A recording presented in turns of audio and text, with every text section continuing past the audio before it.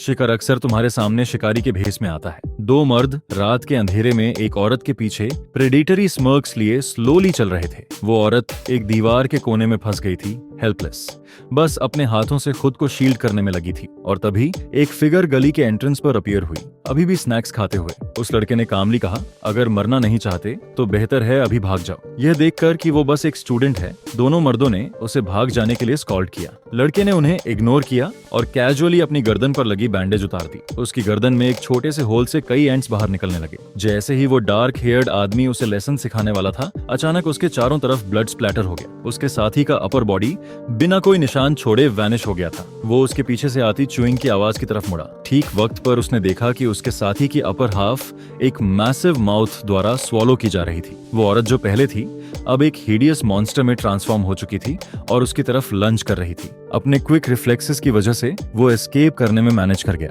जबकि वो लड़का अब कुछ ब्लैक सब्सटेंस से सराउंडेड था। जल्द ही उसने उसके पूरे बॉडी को कवर कर लिया। अगले दिन उस एरिया को एक लॉन्ग हेयर्ड हैट पहने आदमी की लीड में वर्क क्रूज ने कॉर्डन ऑफ कर दिया। उन्हें उस डिवास्टेटेड गली में आधी बॉडी मिली, ये समझने में अनेबल कि ऐसे डिस्ट्रक्टिव मॉन्स्टर्स के साथ कौन डील कर सकता है। वो बस उस थग के अकाउंट से स्पेकुलेट कर सकते थे कि वो एक ऐसा लड़का था जो इंसेक्ट्स को कंट्रोल करता था। उस आदमी ने थॉटफुली जमीन पर एंट्स को ऑब्जर्व किया। इन वर्कर्स ने बग रीपर डिपार्टमेंट का लोगो लगी यूनिफॉर्म्स पहनी थी, एक गवर्नमेंट एजेंसी जो स्पेसिफिकली इंसेक्ट से लड़ने के लिए एस्टैब्लिश की गई थी। ये इंसेक्ट क्रीचर्स पहली बार 2005 में अपीयर हुए थे और इन्हें इंसेक्टर के नाम से जाना जाता है। सबसे टेरिफाइंग था उनका खुद को ह्यूमंस की तरह डिस्गाइज करने का एबिलिटी, जिससे उन्हें पहचानना लगभग इम्पॉसिबल था और ज्यादातर ह्यूमन बीइंग्स को फीड करते थे। दूसरी तरफ एक क्लासरूम में एक लड़की रीपर डिपार्टमेंट और इंसेक्ट्स के बारे में जोर से पढ़ रही थी। गर्दन पर बैंडेज लगाए एक लड़का कंटिन्यूअसली अपने मुंह में स्नैक्स ठूंसता जा रहा था। लड़की के टेक्स्ट बुक से पढ़ना खत्म करने के बाद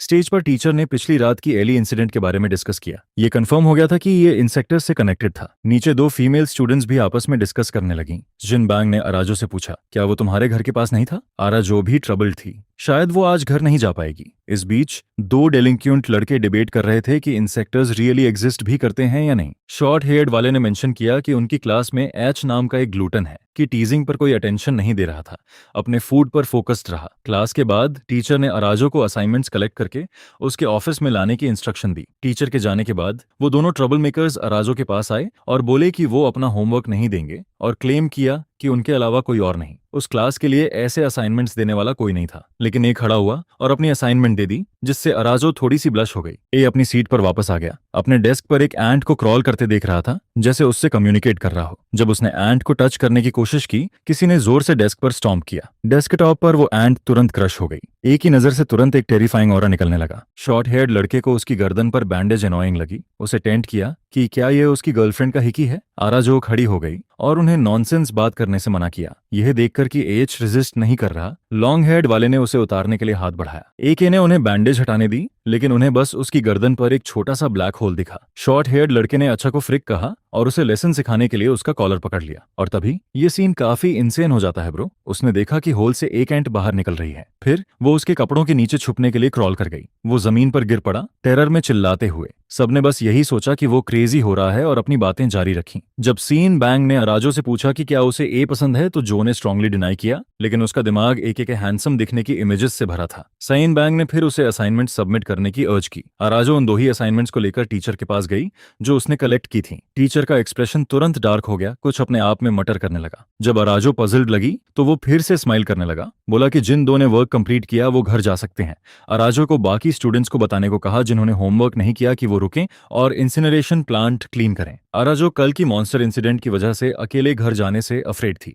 उसने देखा कि ए के जाने की तैयारी कर रहा है। यह जानकर कि ए के भी पास में रहता है, उसने उसे स्कूल के बाद साथ घर वॉक करने का इनवाइट दिया, लेकिन ए के ने कहा कि उसने आज रात का प्लान बना रखा है और चला गया, अराजो को लगभग आंसुओं के कगार पर छोड़ते हुए। इंसिनरेशन प्लांट पर दोनों लड़के लगातार कंप्लेन करते रहे। सिगन बैंग ने उन्हें वाइनिंग बंद करके काम पर लगने को कहा। फिर उसने बगल में खड़ी आराजो से पूछा कि वो घर जाने की बजाय वहां क्यों बैठी है। आराजो एक्सपेक्टेंट दिखते हुए बोली कि वो उसके साथ जाने का वेट कर रही है। सिगन बैंग ने डिसबिलीफ एक्सप्रेस किया। इस बीच एक क्लासरूम में जैसे खुद से बात करते हुए बैठा था। वो एस्केप करने में फेल हो गया। उसकी स्ट्रेंथ वीक नहीं थी, वो फ्री क्यों नहीं हो पाया? एच ने अपनी नोटबुक पर एक एंट के साथ अपनी पेन से खेला। सिचुएशन अंडरस्टैंड करने के बाद उसने उसे वापस अपने बॉडी में जाने दिया। इंसिनरेशन प्लांट पर वो दोनों डिलिंक्वेंट्स मिसचिफ प्लान कर रहे थे। बिल्डिंग के पीछे जाते हुए वो एक ही सिचुएशन के बारे में बात कर रहे थे। जैसे ही वो कॉर्नर मोड़े, यहाँ पर बड़ा ट्विस्ट आता है। शॉर्ट हेयर्ड वाला फ्रीज हो गया। उनके सामने एक मैसिव स्फेरिकल मॉन्स्टर खड़ा था। शॉर्ट हेयर्ड वाला रिएक्ट करने से पहले ही वो टीयर अपार्ट हो गया। हेडफोन्स वाली लड़की ने वो ऑब्जेक्ट देखा जो उसके पैरों तक रोल होकर आया। वो टेरर में चिल्लाई। उसकी चीख से सब स्टार्टल्ड हो गए। लड़की ने पूरी ताकत से भीड़ को पुश करते हुए भागी। जल्दी भागो, मॉन्स्टर है। फिर उस स्फेरिकल इंसेक्टर ने शॉर्ट हेयर्ड लड़के की बॉडी को स्लोली बाहर खींचा।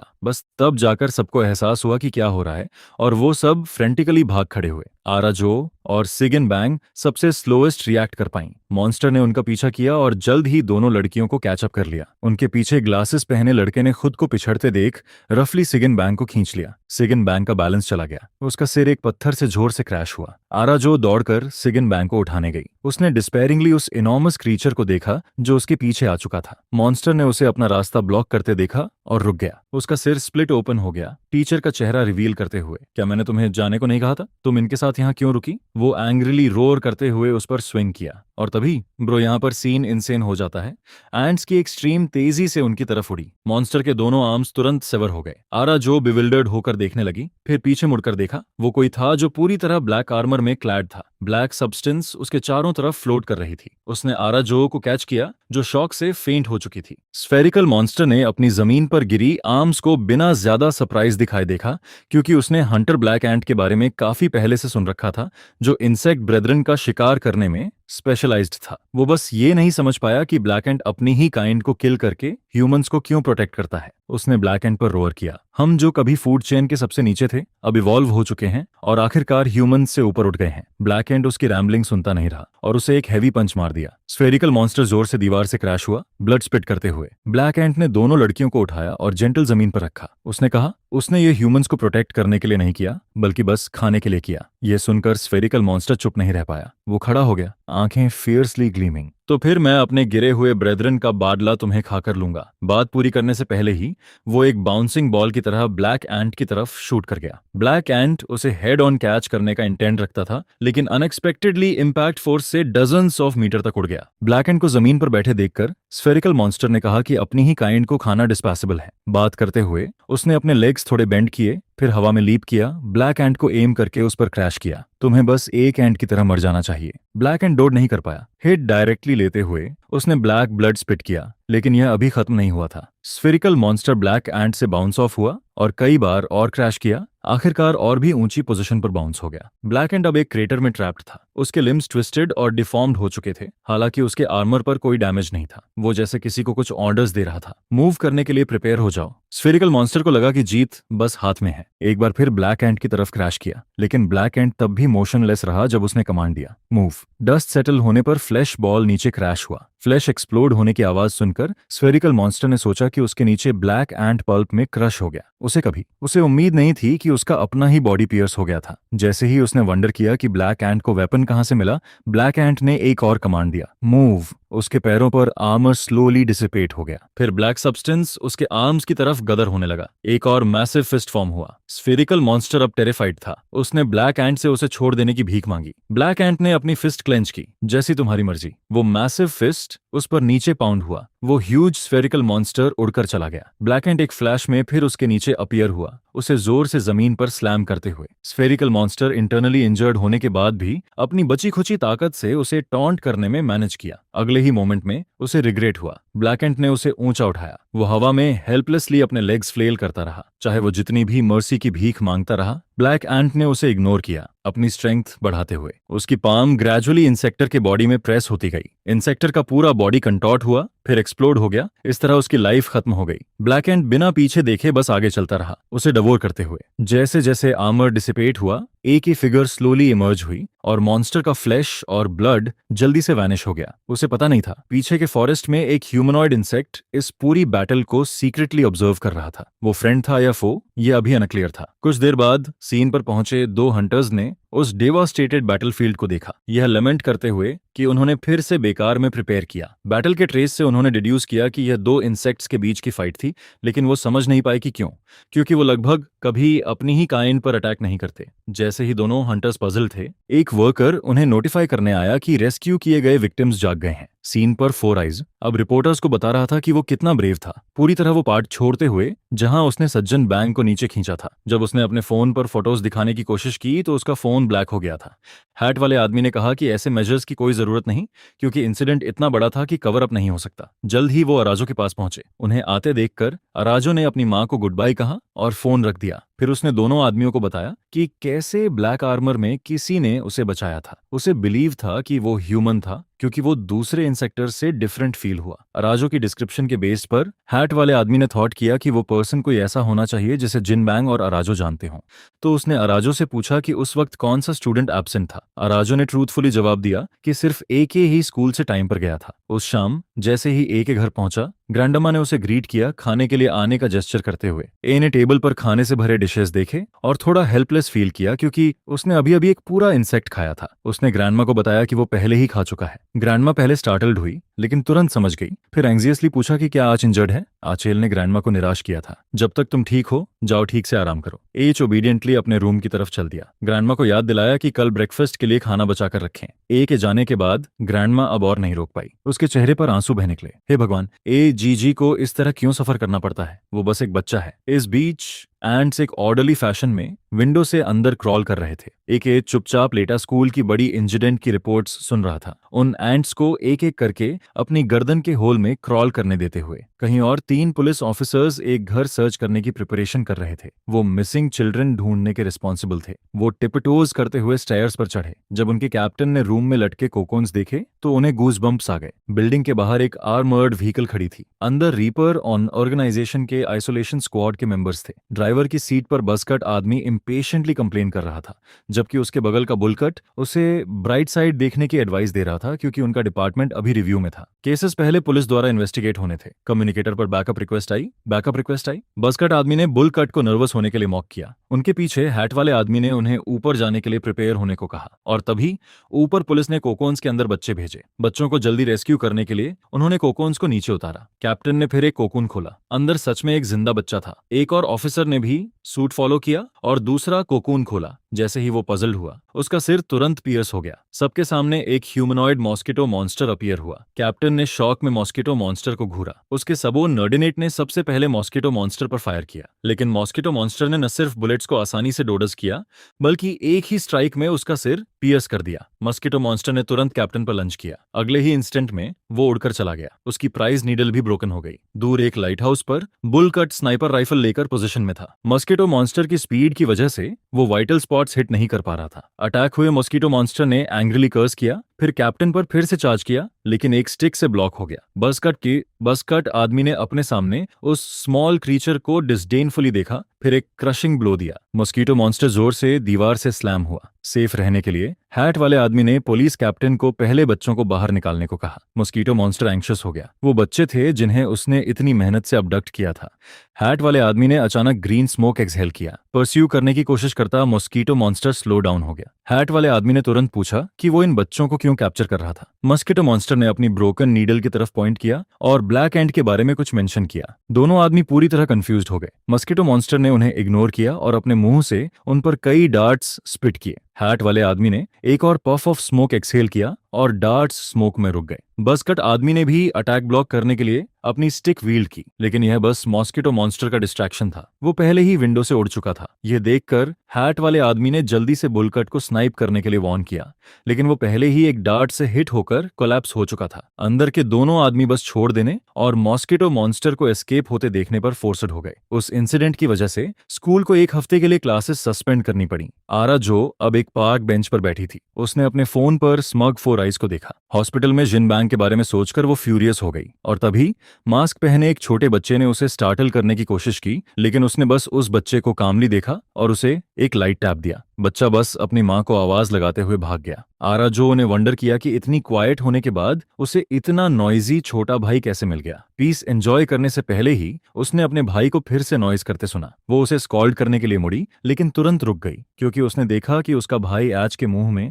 आइसक्रीम को स्टेयर करते हुए ड्रूल कर रहा था। एसीएच ने भी आराजो को पास में नोटिस किया तो तीनों एक रो में बैठकर आइसक्रीम खाने लगे। आराजो ने बगल में एच को देखा, वंडर करते हुए कि क्या उन दोनों हंटर्स को यह बताकर कि एच वहां नहीं था उसने कुछ गलत किया। फिर उसने पूछा कि क्या एच उस दिन हर्ट हुआ था। एच ने मुंह भरकर जवाब दिया कि वो फाइन है और एक और आइसक्रीम अनरैप की। उसके भाई को बिल्डिंग के लिए स्टिक देना नहीं भूला और तभी उसके भाई ने एक सॉकर बॉल रोल होते देखा और उसके हाथ में स्टिक की अपील अचानक खत्म हो गई। आराजो को बताकर वो दूसरे बच्चों के साथ खेलने के लिए भाग गया। एएक्स जैसे किसी चीज से ट्रिगर्ड हो गया। वो अपने हाथों में स्टिक तोड़ता रहा। तभी अराजो को एहसास हुआ कि आइसक्रीम का भरा पूरा बैग उसने खत्म कर दिया था, जबकि उसने बस एक खाई थी। कुछ करने को न होने पर वो इनइविटेबली बोर्ड फील करने लगी। उसके भाई ने फिर कहा कि वो छोटे लड़के के साथ बॉल ढूंढने जाना चाहता है और फेंस में एक होल से उसके पीछे चला गया। ए जल्दी से खड़ा हुआ, अरा को वहीं वेट करने को कहते हुए, जबकि वो उसके भाई को ढूंढने गया, पीछे से अराजो के प्रोटेस्ट्स को इग्नोर करते हुए।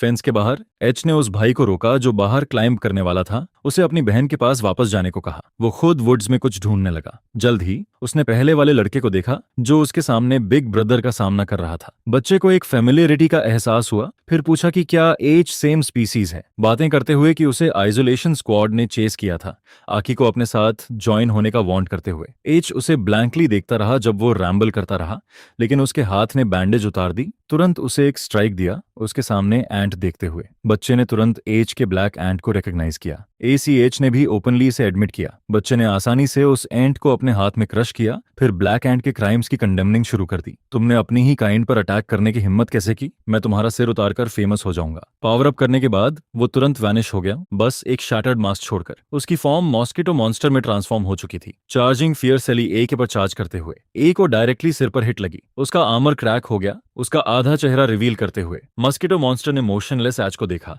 उसके चारों तरफ सर्कल करते हुए, अपनी स्पीड का शो ऑफ करते हुए। एच ने कैजुअली अपना सिर टच किया, फिर जमीन पर एक हेवी पंच स्लैम किया। मॉस्किटो मॉन्स्टर फिस्ट और जमीन के बीच में कॉट हो गया। उसका फेट अननोन। कुछ देर बाद आच आराजो और उसके भाई के सामने अपीयर हुआ। एच ने लड़के को बताया कि बॉल उस इंसान में मिल गई जिसे दूर भेज दिया गया। यह जानकर लड़के को फिर से आइसक्रीम चाहिए थी। एक ने एक और बैग खरीदी, लड़के के साथ हंसते और बातें करते हुए। आराजो आज के स्माइलिंग फेस को मेस्मराइज्ड होकर देखती रही। वो पूरी तरह एंचेटेड हो गई थी। बस उसके भाई की टगिंग ने उसे रियलिटी में वापस लाया। इस बीच फॉरेस्ट में मॉस्किटो मॉन्स्टर स्लोली ऑक्सैंड्स द्वारा कंज्यूम हो रहा था। क्लास 3 की बड़ी इंसिडेंट की वजह से स्टूडेंट्स को नई क्लासेस में रीडिस्ट्रीब्यूट किया गया। एक हफ्ते के सस्पेंशन के बाद आराजो अपनी इंसेपरेबल बेस्ट फ्रेंड के बिना स्कूल वापस आई। वो थोड़ा लॉस्ट फील किए बिना नहीं रह पाई। प्लस क्लास रिडिस्ट्रीब्यूशन का नोटिस देखकर वो और भी सैड हो गई, जब तक उसने नहीं देखा कि उसकी बेस्ट फ्रेंड ए के और वो खुद सेम क्लास में असाइन हुए हैं। नई क्लास में कोई फेमिलियर चेहरा न होने पर उसका मूड कंसिडरेबली इंप्रूव हो गया। आराजो बस अपने डेस्क पर लिस्टलेसली लेटी रह सकती थी। उसके बेस्ट फ्रेंड को भेजे मैसेजेस का कोई जवाब नहीं आया। उसने फोर आइज को नए क्लासमेट्स के सामने ब्रैग करते देखा, जैसे साजन बैंक को नीचे खींचने की बात पूरी तरह भूल गया हो। वो उसे किक करना चाहती थी जैसे ही वो ये सोच रही थी, और तभी ब्रो आराजो के बगल वाली कूल गर्ल खड़ी हुई, आगे गई और फोर आइज को किक मार दिया। उसकी एक्शन से सब शॉकड हो गए। जमीन पर बैठे फोर आइजेस को अभी भी नहीं पता था कि उसे मारा क्यों गया। कूल गर्ल ने उसे फायरसली ग्लेयर किया। इतना नॉइज किस बात का? Four eyes. यह देखकर पास का छोटा चबी लड़का समझ नहीं पाया कि क्या करे। उसे काम डाउन करने और अपोलोजाइज दोनों करने की कोशिश करते हुए क्लासमेट्स की बातों से अराजो को पता चला कि उसका नाम योजन ली था और क्लास में लगभग कोई भी उससे मेस करने की हिम्मत नहीं रखता था। जैसे ही योजन ली जाने लगी, उसकी एके से मुलाकात हुई जो क्लासरूम में एंटर कर रहा था। दोनों ने एक दूसरे को देखा। वो ऐसे गुजर गए जैसे कुछ हुआ ही नहीं, लेकिन लगा जैसे कुछ हुआ जरूर। आराजो ने लेट आए एज को देखा, आग को अपने बगल में बैठने का जेस्चर किया। आज को योजन ली के अभी अभी के कूल बिहेवियर के बारे में बताया। हालांकि एज ने ज्यादा केयर नहीं की, फिर भी उसने रिस्पॉन्स दिया। फिर अपने बैग से स्नैक्स निकाले। आराजो ने उन्हें देखा और कहा कि उसके हाथ में जो स्नैक्स हैं वो अच्छे लगते हैं। एके ने अफर्मेटिव जवाब दिया, लेकिन यह एक्चुअली उसकी पहली बार था वो स्नैक खा रहा था। क्लास शुरू होने के थोड़ी देर बाद ही एज फिर से हंग्री हो गया, लेकिन ये छोटी छोटी मूवमेंट्स सब आराजो ने नोटिस कर ली थी। उसने तुरंत एके को बाद में उसके साथ लंच करने का इनवाइट दिया। ए को अचानक पास में एक इंसेक्टर का एहसास हुआ। अपने खाली स्टमक के बारे में सोचते हुए उसने बाद में एक्स्ट्रा मील लेने का डिसाइड किया। तो जैसे ही बेल बजी, आज पहले ही डिसअपियर हो चुका था। आइसोलेशन स्क्वाड के 2 हंटर स्कूल की तरफ चलते हुए डिस्कस कर रहे थे क्यों उन्हें मॉस्किटो मॉन्स्टर का कोई ट्रेस नहीं मिल रहा और कोई और बच्चे डिसअपियर नहीं हुए थे। ए अचानक एक गली से बाहर निकला। हैट वाले आदमी ने थॉटफुली एज की जाती हुई फिगर देखी, लेकिन फर्दर इन्वेस्टिगेट नहीं किया। बसकट आदमी को स्कूल में जाने के लिए कॉल किया। एक्चुअली उनका पर्पस एके को ढूंढना था, लेकिन जब उन्हें अराजो मिली तो उन्हें बताया गया कि अच्छे अभी अभी गया है। उन्होंने अराजो से एके को उनका बिजनेस कार्ड देने को कहा, फिर हॉस्पिटल में इंजर्ड से मिलने चले गए। इस बीच एक हाईवे ओवरपास के नीचे एक मैंटिस जैसा इंसेक्ट दीवार से चिपका था, जैसे किसी का वेट कर रहा हो। एके को डार्कनेस से निकलते देख वो स्लोली दीवार से नीचे उतरा। उसने एक को वेव किया, फिर जैसे वहां वार्म अप करने लगा। एक ने भी बिना हेसिटेशन के उस पर अटैक करने के लिए रश किया, लेकिन उसका आर्म उसकी साइड से डिफ्लेक्ट और डिफॉर्म हो गया। मंटिस मॉन्स्टर ने फिर अपनी एल्बो से एज की चेस्ट पर जोर से स्ट्राइक किया। एच ने तुरंत खुद को स्टडी किया और एक हेवी पंच के साथ फिर से आगे चार्ज किया। हिट हुए मैंटिस मॉन्स्टर ने अपने लिम्स को इधर उधर मूव किया। उसकी मूवमेंट्स को थोड़ा कंफ्यूज्ड होकर देखता रहा जब तक उसने उसके पीछे अपनी एंट को होवर करते नहीं देखा। उसने वो थ्रेड्स डिस्कवर किए जो इस मैंटिस मॉन्स्टर को कंट्रोल कर रहे थे। फिर उसने अपने बॉडी से कुछ एंट्स डिस्पर्स किए मैंटिस मॉन्स्टर की तरफ सर्च करते हुए। मैंटिस मॉन्स्टर अनकंसर्न्ड रहा, यह नहीं जानता था कि ये एंट्स उसे अटैक करने के लिए नहीं थे। एंट्स उसके बॉडी पर थ्रेड्स पर क्लाइम करने लगे। शैडोज में एक फिगर ने यह देखा और एक्टिवली थ्रेड्स कट कर दिए। थ्रेड्स सेवर्ड होते ही मैंटिस मॉन्स्टर भी डायरेक्टली जमीन पर गिर पड़ा। एच ने पजल्ड होकर अपने हाथ में थ्रेड देखा। मैंटिस मॉन्स्टर फिर मूव करने लगा। उसका सिर अचानक एके की तरफ मुड़ा, फिर उसने अपना मुंह वाइड ओपन किया, ट्रेमडनस एनर्जी रिलीज करते हुए, तुरंत एके को एंगल्फ करते हुए। एक्सप्लोजन के बाद दो इंसेक्ट्स तुरंत यहाँ अपीयर हुए। आर्च अब बैटर्ड और ब्रूज्ड था। वो दीवार के सहारे लगा। अपने सामने दोनों इंसेक्टर्स को देखते हुए दोनों इंसेक्टर्स ने डाइनिंग एच को देखा और टेंट किया ब्लैक एंट। आखिरकार हम तुम्हें मिल ही गए। सिल्क इंसेक्टर ने ब्लैक एंट के शोल्डर पर पैर रखा, उसे मॉक करते हुए कि वो एक्चुअली ह्यूमंस को प्रोटेक्ट करता है। फिर एक्सप्लोजिव एंट भी आ गया। कभी नहीं सोचा था कि माइटी ब्लैक एंट को एक डेड इंसेक्टर से ल्योर किया जा सकता है। तुमने जिन्हें प्रे समझा वो अब खुद प्रे बन गए हो। सिल्क इंसेक्टर ने और कुछ नहीं कहा। एक फ्लाइंग किक ने डायरेक्टली ब्लैक एंट का सिर उड़ा दिया, लेकिन पाया कि वो बस एक एम्प्टी शेल था। जैसे ही वो पजल्ड हुई, उसके बगल का एक्सप्लोजिव एंट ने जल्दी से केयरफुल रहने की वार्निंग दी। अच्छा, अपना आर्मर शेड करके उसके सिर के ऊपर जंप कर गया था स्ट्रेंथ गैदर करने के लिए, सिल्क सेक्टर को एक डेवास्टेटिंग ब्लो देते हुए। लैंडिंग के बाद उसने तुरंत एक्सप्लोजिव एंट पर अटैक किया, क्योंकि वो जानता था कि मेन डैमेज डीलर एक्सप्लोजिव एंट था। एक्सप्लोजिव एंट मार खाते हुए लगातार रिट्रीट करता रहा। आखिरकार यह विथस्टैंड करने में अनेबल होकर एक हेवी पंच लेते हुए उसने मोमेंटम का यूज करके तुरंत ए पम्टा के पर फायर किया। एक ने हिट हेड ऑन ली, लेकिन उसके आर्म पर आर्मर ने ज्यादातर डैमेज ब्लॉक कर लिया। उसने तुरंत फिर एक्सप्लोजिव एंट पर अटैक किया, लेकिन उसका आर्म ब्लू लाइट से बाउंड हो गया। 1 इंच भी आगे मूव करने में अनेबल। पीछे से सिल्क सेक्टर ने ACH की मूवमेंट रिस्ट्रिक्ट की और उसके पास आई। उसने एंग्रली कहा, यही है ह्यूमंस को प्रोटेक्ट करने की कीमत। फिर वो हवा में लीप हुई, पावर गैदर करने के लिए स्पिन करते हुए आखिरकार एच की चेस्ट पर एक स्पिनिंग किक डिलीवर की।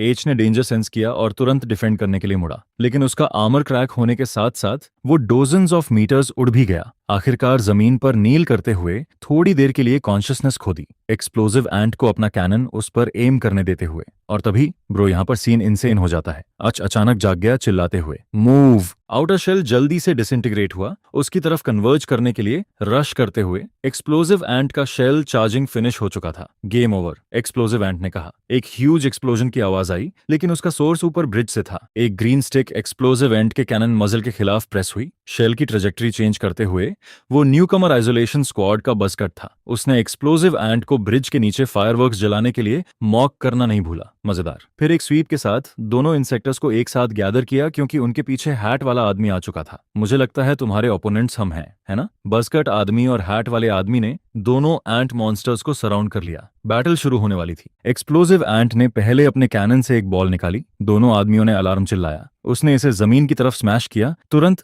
थिक स्मोक रिलीज करते हुए, जिसने सबको एनवलप कर लिया। सिल्क इंसेक्टर ने अपॉर्चुनिटी लेते हुए एक्सप्लोजिव एंट को खींचकर भाग गई। बसकट आदमी बस उन्हें एस्केप होते देख सकता था, कंप्लेन करते हुए कि ये फ्लाइंग इंसेक्ट्स बहुत डिस्गस्टिंग थे, जीत नहीं पाने पर भाग जाते हैं। जैसे ही दोनों ब्लैक एंट को कैप्चर करने वाले थे, उन्होंने पाया कि वो जगह पहले से ही एम्पटी थी, जिससे बचकट आदमी एंग्रीली कर्स करने लगा। रात होते होते बुरी तरह इंजर्ड एके दीवार के सहारे खुद को सपोर्ट करते हुए स्लोली घर की तरफ चला। घर वापस आने पर सबसे पहले उसने डेस्परेटली खाना खाया। ग्रैंडमा ने वॉन्डेड एच को कंसर्न से देखा। क्या तुमने आज कुछ नहीं खाया, मेरा बेचारा छोटा एच? ACH ने सच बताया, उसने आज कुछ नहीं खाया, एक भी नहीं मिला, इसलिए उसे खाने से पेट भरना पड़ा। अपने रूम में वापस आकर अच ने दरवाजा लॉक किया। वो धीरे से ग्राउल किया। जिन इंसेक्ट्स को उसने डिवावर किया था, उनकी आवाजें उसके दिमाग में अपीयर होने लगीं। तुम ह्यूमंस की हेल्प क्यों करते हो? तुमने इंसेक्टर रूल्स तोड़े हैं। तुम्हें जल्द या बाद में रेट्रिब्यूशन का सामना करना पड़ेगा। उसने अपनी शर्ट फाड़ दी। अंदर की स्किन रेड थी, जैसे जल गई हो। अंदर की एंट्स उसकी ब्लड वेसल्स को ग्नॉ कर रही थीं। मेंटल और फिजिकल टॉर्मेंट ने ए को चिल्लाने पर फोर्स्ड कर दिया। इस बीच एक अबैंडन फैक्ट्री में प्रोटेक्टिव गियर पहने एक मिस्टीरियस पर्सन 3 बॉडी बैग्स को आगे खींच रही थी। उसने बॉडी बैग्स को एक फ्रीजर में मूव किया। जैसे ही वो आखिरी वाला डाल रही थी, बैग में मौजूद इंसान ने अचानक हेल्प के लिए पुकारा। उसने इग्नोर किया और उस इंसान को फ्रीजर में डाल दिया, उसकी चीखों को पूरी तरह डिसरिगार्ड करते हुए। फिर वो स्टोरेज ऑफिस की तरफ गई, प्रोटेक्टिव गियर उतारते हुए। यह योजन ली थी, एक ही नई क्लास की कूल गर्ल। उसके सामने एक बूढ़ा आदमी खड़ा था। अभी आइसोलेशन स्क्वाड के बारे में कंप्लेन कर रहा था क्योंकि उनके आने से वो ब्लैक एंट को कैप्चर नहीं कर पाया, जिससे एपेक्स इंसेक्ट्स के साथ अलायंस बनाने में फेल हो गया। यह अंदाजा ताजा लगाना मुश्किल नहीं था कि ये दोनों वही इंसेक्टर्स थे जिन्होंने दिन में ACH को एम्बश किया था। बूढ़े आदमी ने फिर कहा कि वो फूड रिजर्व्स बढ़ाना चाहता है, लेकिन योजन ली ने रिफ्यूज कर दिया। प्लीज मिसअंडरस्टैंड मत करना, मुझे ऐसी चीजें करने में कोई एंजॉय नहीं आती। बूढ़े आदमी ने उसे देखा, फिर उसके कपड़े खींचने के लिए आया। ये स्कूल यूनिफॉर्म ब्लैक एंड जैसी स्टाइल की है, क्या तुम उसे जानती हो? यह सुनकर योजान ली ने उसका हाथ स्लैप करके हटा दिया, कहते हुए कि वो ब्लैक एंट को नहीं जानती। लेकिन बूढ़े आदमी ने कहा कि कोई बात नहीं, जब तक वो सेम स्कूल में है उसे एलिमिनेट करने के अपॉर्चुनिटीज हमेशा मिलेंगे। लेकिन योजन ली ने तुरंत रिफ्यूज किया, कहते हुए कि यह उसका पर्पस नहीं था। बूढ़े आदमी ने फिर उसे थ्रोट से पकड़ लिया। उसने योजन ली को रिमाइंड किया कि यह मामला अब उसके कंट्रोल से बाहर था और अगर वो एपेक्स इंसेक्ट्स के साथ अलायंस चाहती है तो उसे ब्लैक एंट को एलिमिनेट करना होगा। और तभी कुत्तों के बार्किंग की आवाज आई। बूढ़े आदमी ने विंडो की तरफ देखा। उसने एक बार्ड आदमी को अंडरवियर में कुत्तों से भागते देखा। उसने सर्विलांस चेक किया और डिस्कवर किया कि वो आदमी फ्रीजर से एस्केप कर गया था। फिर योजन ली से पूछा कि क्या वो डोर लॉक करना भूल गई थी। योजन ली ने कहा कि यह इम्पॉसिबल था। बूढ़ा आदमी उसके पास आया। उसका बायां हाथ ग्लो करने लगा। मैं सजेस्ट करता हूं तुम सच बताओ। योजन ली ने तुरंत डिक्लेयर किया कि वो डन है और बूढ़े आदमी से अलग होना चाहती है। बूढ़े आदमी ने उसे इग्नोर किया, बस अपना थंब जेंटल अपनी इंडेक्स फिंगर पर रखा। उसी मोमेंट में बाहर भागता वो आदमी अचानक रुक गया और टेरर में चिल्लाया। उसकी चेस्ट से एक ब्लाइंडिंग लाइट फ्लैश हुई। फिर बाल्ड आदमी एक्सप्लोजन में कंज्यूम हो गया। बूढ़े आदमी ने फिर अपना थंब उठाया। योजन ली की चेस्ट पर भी वो डैजलिंग लाइट दिखी। एक बार और कह रहा हूं, ब्लैक एंट को किल करो। अगले दिन स्कूल कैफेटेरिया में लंच के दौरान स्टूडेंट्स अभी अभी खाना लेने आए थे। ए पहले से ही कई प्लेट्स खा चुका था, जिससे दूसरों की बार बार ग्लांसेस आ रही थीं। अराजो ने भी नोटिस किया कि वो आज यूजुअली से ज्यादा खा रहा है। ए जो फ्रेंटिकली मुंह में खाना ठूंस रहा था, अचानक स्पिट कर दिया। उसकी प्यूपल्स वायलेंटली कॉन्ट्रैक्ट हुई क्योंकि उसके बॉडी के अंदर एंट्स फिर से उसके फ्लैश को नॉ करने लगी थी। ए पूरे बॉडी में अनकंफर्टेबल फील करने लगा और बगल में आरव रीड हो गई। फिर 4 आइज चलकर आया। क्या हुआ, सिक फील हो रहे हो? बाकी सब सिर्फ एक सॉसेज ले सकते हैं, लेकिन तुमने इतना खाया, क्या तुम ग्लूटेन हो? बगल में आरा जो ने सीरियसली कहा कि हर दिन 10 लोगों का पोर्शन रिपोर्ट करता है। 4 आइज ने अपनी चैटर जारी रखी। 10 पोर्शंस। नॉर्मल इंसान इतना नहीं खा सकता जब तक तुम इंसान हो ही नहीं। इस पॉइंट पर आसपास के स्टूडेंट्स भी तमाशा देखने के लिए गदर हो गए। योजन ली भी उनमें थी, लेकिन 4 आइज ऑन इंक्रीजिंगली स्मग होता जा रहा था। तुम सोचते हो कि तुम्हें क्लीन अप के लिए नहीं रुकना पड़ा क्योंकि तुम गुड स्टूडेंट थे। ये बस इसलिए था क्योंकि तुम आइसोलेटेड थे। इस मोमेंट में आज की फिजिकल रिएक्शन इंटेंसिफाई हो गई। 4 आइज ने सोचा कि उसकी बातों ने आज को फ्राइटन कर दिया और तभी एक एंट ने विशसली ए के फ्लैश में पियर्स किया। आज शडर हुआ जैसे ही 4 आइज फिर से बोलने वाला था। उसे एच ने पकड़ लिया और एक छोटी चिकन की तरह हवा में लिफ्ट कर दिया। जैसे ही एच कंट्रोल खोकर स्ट्राइक करने वाला था, पीछे से आरा जो ने उसे आवाज लगाई। एच रियलिटी में वापस आया और 4 आइज को फेंक कर बाहर भाग गया। वो जल्दी से रूफटॉप की तरफ दौड़ा। उसके बॉडी के अंदर एंट्स अब अनकंट्रोलेबल बाहर निकल रही थीं। बैंडेड गिर गई। वो दर्द से हाउल करने लगा, जैसे एंट्स उसके बगल में एक और कॉन्जॉइंट हेड में गदर हुई। दोनों हेड्स एक साथ रोर किए और तभी योजन ली उनके पीछे अपीयर हुई। क्या तुम अनाउंस कर रहे हो कि तुम ब्लैक एंट हो? वो बोली, जबकि उसका बॉडी स्लोली इंसेक्ट फॉर्म में ट्रांसफॉर्म हो रहा था। मेरा तुम्हारे प्रति कोई इल विल नहीं है, लेकिन मेरे पास कोई चॉइस नहीं था। अपने सामने इंसेक्ट को देखकर एच ने अपनी हंगर इंटेंसिफाई होती महसूस की, फिर उस पर लंच किया। यह देखकर योजन ली ने अपने हाथ एक साथ लाए, फिर उन्हें ब्लू थ्रेड्स में कंडेंस किया। वो तुरंत एक साथ ग्रैपल हो गए। बैटल के बाद ए ने स्लोली अपनी थकी हुई आंखें खोली, बस ये पाने के लिए कि उसका बॉडी काउंटलेस ब्लैक एंट्स से कवर्ड था। उसके लिम्स भी 4 ब्लैक एंट्स द्वारा मजबूती से हेल्ड थे। जैसे ए दर्द से हाउल करने लगा, उसके पीछे एक और भी बड़ी ब्लैक एंट अपीयर हुई, स्लोली आगे क्रॉल करते हुए। ए बस हेल्पलेसली उस जायंट एंट को आते देख सकता था। जैसे ही वो उसे अपने फैंग से स्ट्राइक करने वाली थी, उनके बगल की एक रेड जायंट एंट ने ब्लैक एंट को बाइट किया और जल्दी से उसे और आसपास की ब्लैक एंट्स को एलिमिनेट कर दिया। कुछ देर बाद एच बेड में जाग गया। उसके बॉडी का दर्द गॉन था। उसे बस रूफटॉप पर सिल्क इंसेक्ट से मुलाकात याद थी। ए अभी अभी अपने रूम से बाहर निकला था। जब ग्रैंडमा ने देखा कि एच खाने नहीं गया तो उसने पूछा कि क्या उसने बग्स खाए। एच ने कहा कि उसे भूख नहीं थी। फिर ग्रैंडमा से पता चला कि योजिन ली उसे वापस लाई थी और वो भी बुरी तरह इंजर्ड थी। यह सुनकर एच ने वंडर किया कि वो अभी भी अलाइव क्यों थी जबकि उसके अंदर की एंट्स क्वाइट हो गई थी। इस मोमेंट में एसीएच ने एक इंसेक्टर की प्रेजेंस सेंस की और उसकी लोकेशन ट्रैक करने लगा। ग्रैंडमा जो उससे कह रही थी वो बिल्कुल नहीं सुन पाया। उसने तुरंत उसके पीछे चेस किया। इस बीच योजन ली को एक्सप्लोजिव एंट ने बाहर बुलाया। उसने तुरंत योजून ली को फिर से चीजें मेज करने के लिए ब्लेम किया। हालांकि योजन ली ने कहा कि उसने अपनी बेस्ट कोशिश की। एक्सप्लोजिव एंट क्लियरली उस पर बिलीव नहीं करता था। यह सुनकर योजन ली और नहीं सह पाई। तुम्हारे लिए कहना आसान है, खुद क्यों नहीं जाते? वो आदमी पूरा मॉन्स्टर है। जैसे ही एक्सप्लोजिव एंट अभी भी पजल था और तभी ब्रो ब्रिज के नीचे से एक डार्क फिगर स्लोली इमर्ज हुई। यह असे ए के था जिसने सेंट ट्रैक करके ब्लैक एंट में ट्रांसफॉर्म किया था। यह देखकर दोनों ने तुरंत इंसेक्ट फॉर्म में ट्रांसफॉर्म किया। उम्मीद है इस बार तुम मुझे डिसअपॉइंट नहीं करोगे, एक्सप्लोजिव एंट ने कहा। योजन ली पहले चार्ज किया, एके को एक केक डिलीवर की, लेकिन एके ने आसानी से ब्लॉक कर दिया। एंट्स जल्दी से उसके हाथ पर गैदर हुई। फिर योजन ली को एक हैवी पंच डिलीवर किया। फोर्स इतनी ज्यादा थी कि उसके आर्मर के बड़े हिस्से शैटर हो गए। योजन ली जोर से हिट हुई। क्लियरली फील किया कि आर्च और स्ट्रॉन्गर हो गया था, लेकिन एके ने उस पर अटैक जारी नहीं रखा। बजाय इसके वो दूर खड़े एक्सप्लोजिव एंट की तरफ चलने लगा। अगले ही मोमेंट में योजन ली ने मजबूती से उसका पैर पकड़ लिया। क्या तुम मुझे इग्नोर कर रहे हो या मुझ पर पीटी कर रहे हो? अगर मैं तुम्हें कैच भी नहीं कर सकती तो एपेक्स इंसेक्ट से रिवेंज कैसे लूंगी? लेकिन एक्सप्लोजिव एंट पहले ही अपना थंब उठा चुका था। यह देखकर योजन ली पैनिक हो गई और उसे रुकने के लिए चिल्लाई। एक्सप्लोजिव एंट ने देखा कि उसका अब कोई यूज नहीं तो उसने ट्रूथ रिवील कर दिया। लगता है तुम सच में कुछ नहीं जानती। क्या तुमने सोचा था कि मैं एक्चुअली तुम्हारा बदला लूंगा? मैं बस एपेक्स इंसेक्ट्स में ज्वाइन होना चाहता हूँ। ट्रुथ जानकर योजन ली बस फ्रैंटिकली रिवेंज के लिए रोअर कर सकती थी। मैंने तुम्हारे लिए इतनी डर्टी चीजें की, आखिर में मुझे अभी भी इस तरह अनविलिंगली मरना पड़ेगा। तुम मेरिक्सिन एक्सप्लोजिव एंट उसकी रैम्बलिंग और नहीं सुनना चाहता था और अपना थंब नीचे दबाने वाला था। और तभी ब्रो यहाँ पर सीन इंसेन हो जाता है। अचानक अपनी पोजीशन से वैनिश हो गया। उसे अपना अटेंशन फोकस करना पड़ा। फिर योजन ली की साइड अचानक एक्सप्लोड हो गई। एक डार्क फिगर उससे फ्लैश होकर निकली, सीधे एक्सप्लोजिव एंट की तरफ रश करते हुए। लेकिन एक्सप्लोजिव एंट वाइल्डली हंसने लगा। इस बार लकी हो, लेकिन मेरे हीट वेव माइनफील्ड से बाहर नहीं निकल पाओगे। आज डिटर्मिन्ड था एक्सप्लोजिव एंट का हाथ काटने के लिए, लेकिन उसकी स्पीड अभी भी बहुत स्लो थी। जैसे एंट्स ने उसके थॉट्स सुन लिए, उसकी स्पीड अचानक ड्रामेटिकली इंक्रीज हो गई। एक गोस्ट की तरह वो जल्दी से एक्सप्लोजिव एंट के सामने अपीयर हुआ, यह देखते हुए कि माइनफील्ड एके की एडवांस नहीं रोक पा रहा। एक्सप्लोजिव एंट ने जल्दी से उस पर शेल्स फायर किए, लेकिन एच ने आसानी से उन्हें डॉज किया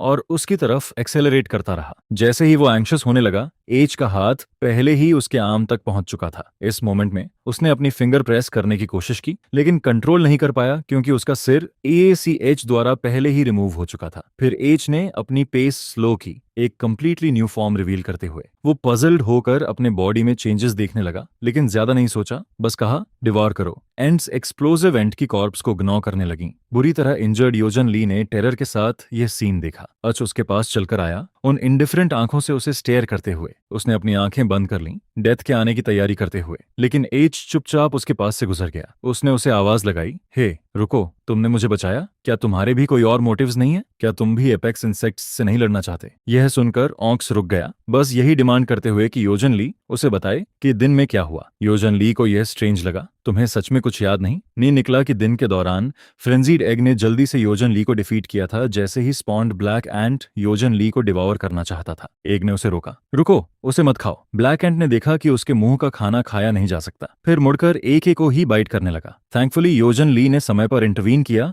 और ब्लैक एंट को कंट्रोल किया। जैसे ही योजन ली पजल्ड थी, एके के अंदर से अचानक एक और पावर सर्ज हुई। ब्लैक एंट तुरंत डिसअपेट हो गई। एके भी फेंट हो गया। जैसे ही योजन ली डिबेट कर रही थी कि एके को फिनिश ऑफ करे या नहीं, उसने सोचा शायद एके एपेक्स इंसेक्ट्स के खिलाफ फाइट कर सके, तो वो एके को घर ले आई। योजन ली ने दिन में जो हुआ वो एक्सप्लेन करने के बाद वो एके को एपेक्स इंसेक्ट्स के खिलाफ साथ मिलकर लड़ने के लिए रिक्रूट करना चाहती थी। ब्लैक एंट नहीं, एके सोचो इसके बारे में। अब जब तुमने एक्सप्लोजिव एंड को किल किया है, एपेक्स इंसेक्ट्स की reserve food supply chain cut off हो जाएगी। जब वो इन्वेस्टिगेट करेंगे तो तुम्हें डिस्कवर करेंगे, और सिर्फ तुम्हें नहीं, तुम्हारे फ्रेंड्स और फैमिली सब डेंजर में होंगे। तो चलो यूनिटी करते हैं, मैं तुम्हारी हेल्प कर सकती हूँ और साथ मिलकर हमारा चांस बेहतर है। लेकिन आक्वा डिसमिसिव था, कहते हुए कि योजन ली बस बैकअप ढूंढ रही है क्योंकि उसकी एबिलिटीज इनसफिशिएंट हैं। एक ने अपना हाथ उठाया और स्लोली योजन ली की तरफ बढ़ा। एंड्स भी ग्रेजुअली उसके हाथ पर गैदर होने लगी। मुझे डर नहीं, अगर वो लोग आए तो मैं उन सबको डिवॉर कर लूंगा। बात खत्म करते ही उसने डायरेक्टली एंट कवर्ड हाथ से योजन ली का थ्रोट पकड़ लिया। काउंटलेस एंट्स चारों तरफ स्वॉर्म हो गईं। इस मोमेंट में एक हाई स्पीड ट्रेन अचानक पास से गुजरी, योजून ली की दर्दनाक चीखें कवर करते हुए। अगली सुबह रीपर डिपार्टमेंट के स्टाफ ने एक्सीडेंट सीन सील ऑफ किया। जब लॉन्ग हेयर्ड आदमी और कर्ली हेयर्ड आदमी बात कर रहे थे,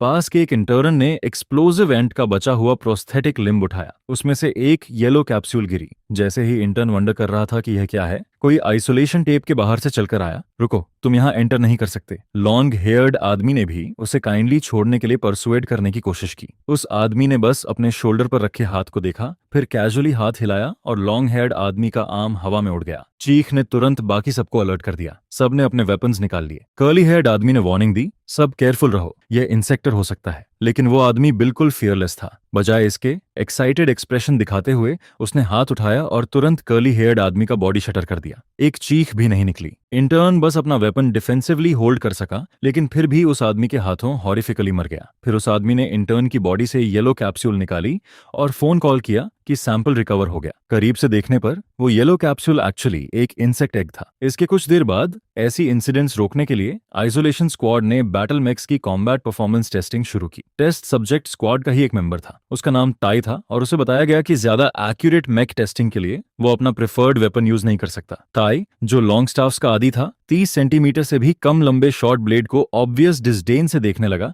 जब वो रेडी होने वाला था। उसका कॉम्बैट ओपोनेंट पहले ही डोरवे से निकल चुका था, एक स्क्रफी पतला मिडिल एज्ड आदमी। लेकिन जब मिडिल एज्ड आदमी को बताया गया कि वो अपने ओपोनेंट को किल कर सकता है, तो वो तुरंत एक्साइटेड हो गया और उसका बॉडी बदलने लगा। अगले ही इंस्टेंट में वो अपनी पोजीशन से वैनिश हो गया। जैसे ही टे सरप्राइज्ड हुआ, ट्रांसफॉर्म्ड लॉन्ग फेस्ड मॉन्स्टर ने अपनी फिस्ट स्विंग की और उसके बगल में अपीयर हुआ। टाई ने जल्दी से ब्लॉक किया, फिर बस कुछ मीटर पीछे गया बिना कोई रियल डैमेज लिए। मेक की डिफेंसिव पावर एक्सपीरियंस करके तय स्मग हो गया। इस पॉइंट पर लॉन्ग फेस्ड मॉन्स्टर 300 किलोमीटर प्रति घंटा की स्पीड से तय के चारों तरफ तेजी से मूव कर रहा था। उसने फिर चार्ज अप किया और तय पर एक पंच फेंका। इस बार टे मुश्किल से डिफेंड कर पाया और मैच का आर्म क्रैक हो गया, लेकिन उसने काउंटर अटैक किया और लॉन्ग फेस्ड मॉन्स्टर को वूंड किया और एक हैवी किक डिलीवर की। लेकिन उसके आर्म पर काइनेटिक ट्यूब पहले ही डिस्कनेक्ट हो चुकी थी। यह देखकर लॉन्ग फेस्ड मॉन्स्टर एक्साइटेडली फिर चार्ज किया। तय पैनिक होने लगा, बाहर वालों से हेल्प मांगते हुए, लेकिन उन्होंने कहा कि उन्हें मैच की लिमिट्स टेस्ट करनी है। अगले ही मोमेंट में उसे लॉन्ग फेस्ड मॉन्स्टर ने थ्रोट से पकड़ लिया, जहां मेक कवर नहीं करता था। वो बस डेस्परेटली स्ट्रगल कर सकता था। और तभी ब्रो यहाँ पर सीन इंसेन हो जाता है। एक मैसिव इलेक्ट्रिक करंट ने लॉन्ग फेस्ड मॉन्स्टर की आंखें पलट दी। तभी ऑब्जर्वेशन एरिया में प्रोफेसर ने उसे बताया कि मॉर्टल डेंजर में मेक 1 लाख वोल्ट्स की इलेक्ट्रिसिटी रिलीज करता है। फिर लॉन्ग फेस्ड मॉन्स्टर को खींच कर ले जाया गया। जाने से पहले वो टे को मॉक करना नहीं भूला। फ्रस्ट्रेटेड टे बस ऑब्जर्वेशन एरिया के बाहर वालों को कर्स कर सकता था, लेकिन उन्होंने उसे इग्नोर किया। पियो नाम का हैट वाला आदमी बस चलकर चला गया आर्काइव्स की तरफ एपेक्स इंसेक्ट्स के बारे में इंफॉर्मेशन ढूंढने के लिए। एक बेकार रात के बाद पियो छोड़ने वाला था जब उसने एक डस्टी पुरानी बुक देखी, एंड कैसल प्रोजेक्ट। इसमें एक्चुअली अपेक्स इंसेक्ट्स के लीडर काजिमा के रिकॉर्ड्स थे। इस बीच स्कूल में आज अपने नोटबुक में छोटी छोटी एंड्स ड्रॉ कर रहा था। यहाँ तक कि जब टीचर ने योजन ली का नाम पुकारा और कोई जवाब नहीं आया, एके के एक्सप्रेशन में कोई चेंज नहीं आया। बजाय इसके बगल में अराजो थोड़ा वरीड लगा, जबकि फोर आइज और बाकी लोग ज्यादा ग्लोटिंग कर रहे थे। जैसे ही वो कल के ब्रिज एक्सप्लोजन इंसिडेंट के बारे में डिस्कस कर रहे थे, एक आवाज ने उन्हें इंटरप्ट किया। तुम लोग अभी भी इतना नॉइजी हो, बेहतर है शटअप करो। टीचर, मैं यहाँ हूँ। जबकि बाकी लोग क्लास पर फोकस्ड थे, योजून ली ने अपनी एबिलिटीज से एक स्लिंग शॉट के साथ खेला, फिर एके को एक येलो पेपर बॉल फेंका, बिल्कुल राजजो के सामने। एच ने ओबीडियंटली उसे पढ़ने के लिए खोला। क्लास के बाद वो नीचे आए, एसीएच का स्ट्रेंज बिहेवियर देखते हुए। योजन ली ने टीज किया, क्या ये स्कूल में इस तरह की कॉन्वर्सेशन का तुम्हारा पहला बार है? तुम थोड़े अबनॉर्मल लग रहे हो। लेकिन एक ने डायरेक्टली जवाब नहीं दिया, पूछते हुए कि उसने उसे क्यों बुलाया। योजन ली ने कहा कि वो बस कल उसकी जान बख्शने के लिए उसे थैंक करना चाहती थी। फिर एके को फिर से कोऑपरेट करने का इनवाइट दिया, लेकिन एके ने उसे मिसअंडरस्टैंड न करने को कहा। बोला कि उसने उसे बस बैकअप फूड के रूप में रखा है। फिर उसने बैंडेड उतार दी, योजन ली को स्टार्टल करते हुए, लेकिन वो अभी भी गिव अप नहीं हुई। क्या तुम भूल गए मैंने कल क्या बताया था? एपेक्स इंसेक्ट्स सभी ऑब्स्टेकल्स को एलिमिनेट करके फूड चेन के टॉप पर आ जाएंगे। चिंता मत करो, मैं उनके साथ तुम्हारे साथ फाइट करूंगी, तुम अलोन नहीं हो। इस आई मोमेंट में आरा जो ऊपर से देख रही थी, वो दोनों मजे कर रहे थे और उसे समझ नहीं आया कि वो कब इतने क्लोज हो गए। उसने पहले स्कूल में उनके बीच कोई कांटेक्ट नोटिस नहीं किया था। एज के साथ कोऑपरेट करने के लिए योजन ली ने उसे अपना रियल पर्पस बताया। एक्चुअली मेरा रियल टारगेट एपेक्स इंसेक्ट्स नहीं, बल्कि उनका लीडर किजिमा है। कजिमा, यह नाम सुनकर अक तुरंत एजिटेटेड हो गया। उसके चेहरे पर एंगर और किलिंग इंटेंट दिखी, क्योंकि बचपन में वो बस हेल्पलेसली देख सकता था जब इस इंसान ने उसकी मां को किल किया था। साथ ही कजिमा वही मर्डर था जिसने योजन ली के पेरेंट्स को भी उस वक्त किल किया था। स्कूल के बाद अच अकेले स्कूल गेट से बाहर निकला, लेकिन पीछे से किसी को उसे आवाज लगाते सुना। यह योजन ली थी, एके को उसके साथ हैंग आउट करने या साथ हंटिंग पर जाने का इनवाइट करते हुए। ए ने प्रेडिक्टेबली डायरेक्टली रिफ्यूज कर दिया। अरे कितना पिटी है, मैं तुम्हें डिलिशियस मीट खिलाने वाली थी। यह सुनकर ऑक्स का एक्सप्रेशन बदल गया। सोचने लगा कि वो लोगों को खाना चाहती है। इससे योजन ली स्कैर्ड होकर जल्दी से हाथ हिलाने लगी। बोली नहीं। उसने एक्सप्लेन किया कि वो बस उसे बारबेक्यू खिलाना चाहती थी। तभी एके ने उसका इनविटेशन एक्सेप्ट किया। फिर वो एक all you can eat barbecue restaurant गए। ए जो यूजुअली अकेला रहता था और बस बाग्स और प्रिपेयर्ड फूड खाता था, रॉ मीट को देखकर पूछा, क्या मैं ये खा सकता हूँ? योजन ली ने हेल्पलेसली उसे थोड़ा और वेट करने को कहा। इस मोमेंट में मैनेजर और वेट्रेस एके और उसे स्टेयर कर रहे थे। आखिर बस दो स्टूडेंट्स इतना मीट ऑर्डर कर रहे थे, अगर फिनिश नहीं कर पाए तो ठीक रहेगा। जब वो बात कर रहे थे, आच और योजन ली पहले ही खाना शुरू कर चुके थे। योजान जून ली ने एके को देखा जो बस मीट खा रहा था, थोड़ा हेल्पलेस होकर। मीट के साथ लेट्यूस भी खाओ, बस मीट मत खाओ। एके को खाना वुल्फ डाउन करते देखकर मैनेजर भी स्टन्ड था। फिर योजन ली ने आच से पूछा कि उसे कजिमा के बारे में कैसे पता, लेकिन एके ने बस कैजुअली ब्रश ऑफ कर दिया। योजन ली ने आच को कजिमा द्वारा अपने रिलेटिव्स किल होने की पूरी बात बताई, लेकिन एके खाने पर फोकस्ड रहा, जैसे बिल्कुल नहीं सुन रहा। हेल्पलेस योजान ली बस वेट्रेस को और मीट लाने के लिए बुलाती रही। मैनेजर अब कोल्ड स्वेट में था, क्योंकि इन दोनों ने इस महीने का पूरा प्रॉफिट खा लिया था। खाकर सेटिस्फाइड दोनों ऑब्वियसली काफी बेटर स्पिरिट्स में थे। आच ने जाने से पहले इस रेस्टोरेंट का एड्रेस भी याद कर लिया। फिर योजन ली आइसक्रीम लेने गई।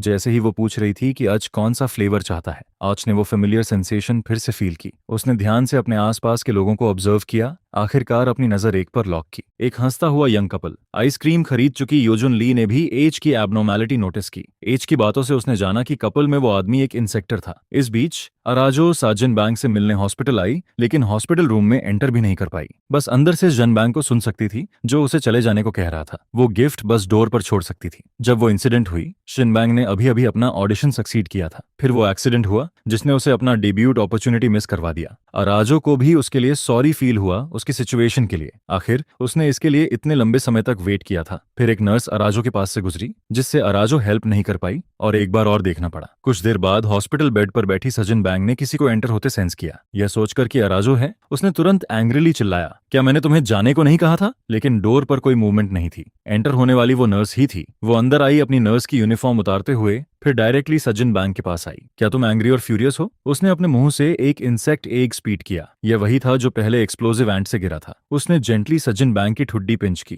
क्या तुम उन हेटफुल लोगों से रिवेंज नहीं लेना चाहती? मैं तुम्हारी विश पूरी करने में हेल्प करूंगी। फिर उसने वो इंसेक्ट एग सिगन बैंक के मुंह में डाल दिया। सुगने बैंक का बॉडी वायोलेंटली शडर हुआ, लेकिन वो औरत बड़े इंटरेस्ट के साथ उसकी ट्रांसफॉर्मेशन देखती रही। सुगने बैंक ने इंटेंस पेन अपने अंदर सर्ज होती फील की, जिससे वो जोर से रोर करने लगी। लेकिन जितना ज्यादा दर्द वो दिखाती, वो औरत उतनी ज्यादा एक्साइटेड होती जाती। रात को वो आदमी लड़की को अपने घर के 5 मीटर डीप स्विमिंग पूल पर ले आया। फिर उसका ध्यान न होने पर उसे अंदर किक कर दिया। थैंकफुली वो लड़की स्विम कर सकती थी, लेकिन जब वो सरफेस पर आई तो उसे वो आदमी कहीं नहीं मिला। हे तुम कहाँ हो? उसे पता नहीं था। पानी के अंदर एक जोड़ी आंखें सीधे उसे स्टेयर कर रही थीं। यह वो आदमी था जो किसी तरह नीचे डाइव कर गया था, अपने चेहरे पर सिनिस्टर स्माइल लिए। किसी को न ढूंढ पाने पर वो लड़की पैनिक होने लगी और डेस्परेटली किनारे की तरफ तैरने लगी। अगले ही मोमेंट में वो अचानक और तैर नहीं पाई। एक बड़े हाथ ने उसका पैर पकड़ा और उसे हवा में उछाला, फिर वापस पानी के अंदर खींच लिया। फ्रीटेंड लड़की बस पानी के अंदर सांस रोक सकती थी, उस आदमी को खुद को नीचे खींचने देते हुए। फिर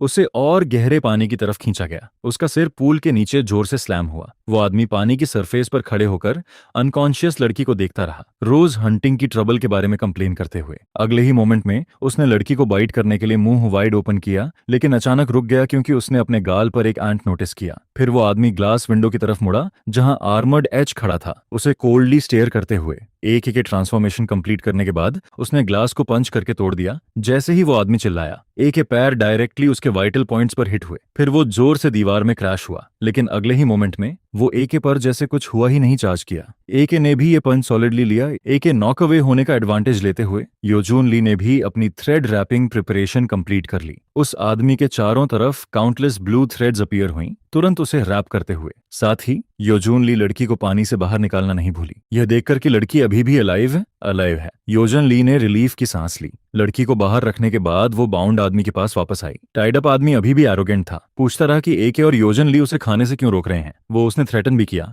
क्या तुम जानते हो मैं कौन हूं? तुमने मुझे टच करने की हिम्मत कैसे की? लेकिन ए के बिल्कुल अनकंसर्न्ड दिखा। जैसे ही ए के आगे बढ़कर उसे डवोर करना चाहता था, योजन ली ने उसे रोका। वो इस इंसान से कुछ क्लूज एक्सट्रैक्ट करने की उम्मीद रखती थी, लेकिन वो आदमी और भी एरोगेंट हो गया। तुम ब्लैक एंट ही होगे और तुम्हारा एक अकम्प्लिस भी है, लेकिन मेरा शिकार करना, क्या तुम इसके क्वालिफाइड हो? वो बोला, जबकि उसका बॉडी बदलने लगा। जैसे ही योजन ली ने सोचा कि वो फ्री नहीं हो सकता, वो आदमी अपनी इंसेक्ट ट्रांसफॉर्मेशन कंप्लीट कर चुका था और तुरंत उसे बाइंड करने वाले थ्रेड्स ब्राइट लाइट के साथ स्प्लिट ओपन हो गए। यह देखकर एके ने जल्दी से योजून ली को डोज करने की वार्निंग दी, लेकिन बहुत देर हो चुकी थी। उन क्रैक्स से काउंटलेस ब्लेड्स बर्स्ट हुए। योजान ली अनफॉर्चुनेटली हिट हो गई और एके बस कुछ अटैक ही ब्लॉक कर पाया। यहाँ तक कि फ्लोर भी ब्लेड्स की हाई टेम्परेचर से मेल्ट हो गई। रूम में हर तरफ डीप ग्रूव्स पड़ गए। तुम ऑर्डिनरी इंसेक्टर्स के खिलाफ ठीक हो सकते हो, लेकिन एपेक्स इंसेक्ट मेंबर्स तक हाथ बढ़ाने की हिम्मत कैसे की? इस मोमेंट में ट्रांसफॉर्म्ड आदमी पानी की सरफेस पर खड़ा था, दोनों से डिसडेनफुली बोलते हुए, मैं जिगना हूं,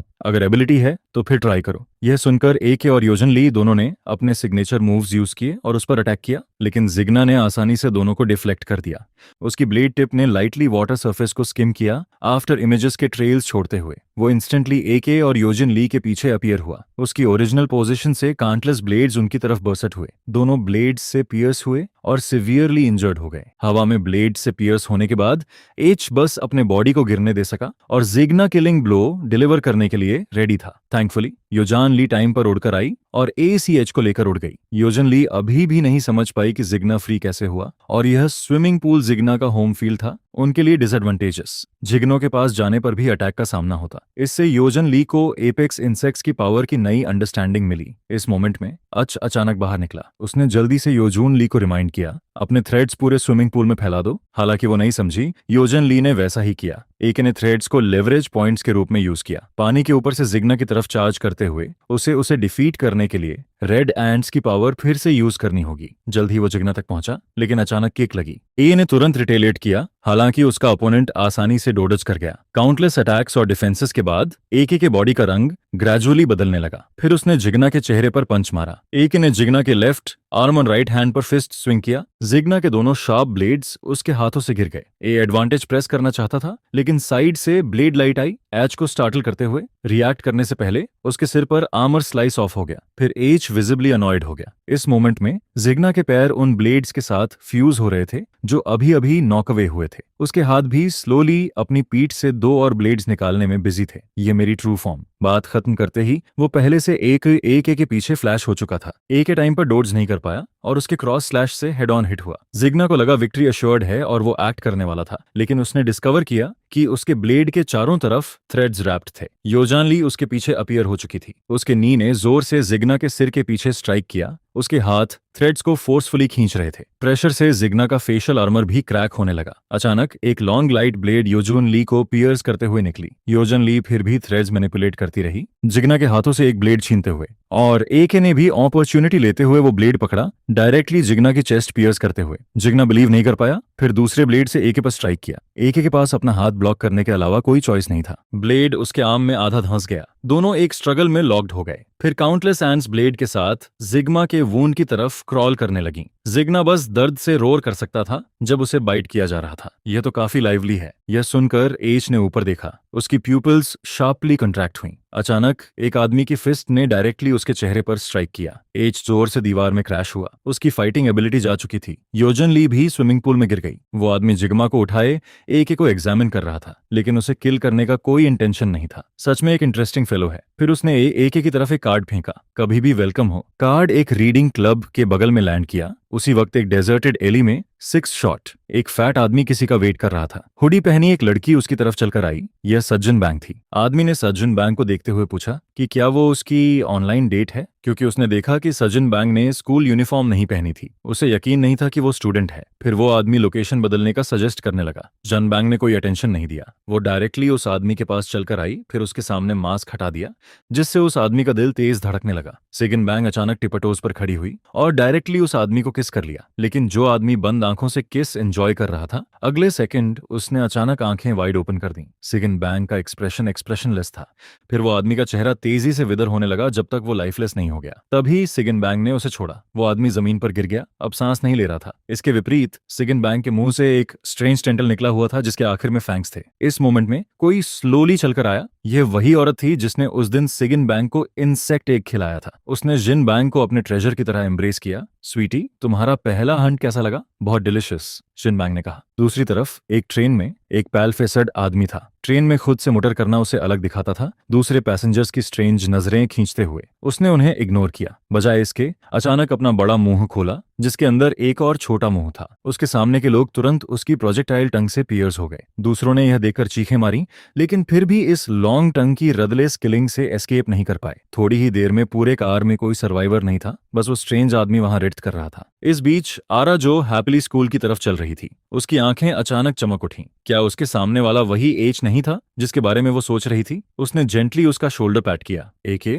गुड मॉर्निंग। आज आवाज सुनकर मुड़ा और देखा कि आरा जो है। Good morning. लेकिन आज का चेहरा क्लियरली देखकर आरा जो तुरंत शॉक्ड हो गई। बाद में आरा जो ने एके से जाना कि उसकी इंजरीज फाइटिंग से आई थीं। आरा जो ने बस उसे एडवाइस किया कि अब और फाइट्स में न पड़े, लेकिन वो अचानक बीच में रुक गई, क्योंकि उस मोमेंट में सेजन बैंक क्लासरूम में विंडो के बाहर डेडेज में देख रही थी। सीने, तुम आखिरकार आ गई। आरा जो हैप्पीली उसकी तरफ दौड़ी। अपनी बेस्ट फ्रेंड को आखिरकार रिकवर देखकर वो एक्साइटमेंट में आंसुओं तक आ गई। पिछली बार हॉस्पिटल विजिट में मैं तुमसे नहीं मिल पाई और मैं सच में बहुत वरीड थी। थैंक गॉड तुम ठीक हो। सिन बैंक ने एक्सप्लेन किया कि वो बस नहीं चाहती थी कि आराजो उसे शॉर्ट बाल कटे देखे। आराजो ने कॉम्प्लीमेंट किया कि कोई भी हेयर स्टाइल उस पर अच्छी लगती है, और उसे अपना दिया हुआ ब्रेसलेट उसे पहने देखकर और भी ज्यादा खुशी हुई। इस मोमेंट में साजन बोंग ने भी एके का ब्रूज्ड और स्वोलन चेहरा नोटिस किया। वो पजल्ड हुई, लेकिन ज्यादा नहीं पूछा। सजिन बोंग ने कहा कि वो उनके बगल में बैठना चाहती है, जिससे आरा जो थोड़ा ऑकवर्ड फील करने लगी, क्योंकि वो योजन ली की सीट थी। उस मोमेंट में बेड पर लेटी योजुन ली को स्नीज आई और उसने कंप्लेन किया कि कौन उसकी बुराई कर रहा है। फिर उसके फोन पर एक मैसेज आया। ए ने रिप्लाई किया कि वो पहले से स्कूल पहुंच चुका है, जिससे योजन ली उसकी अमेजिंग रिकवरी एबिलिटी पर मार्वल करने लगी।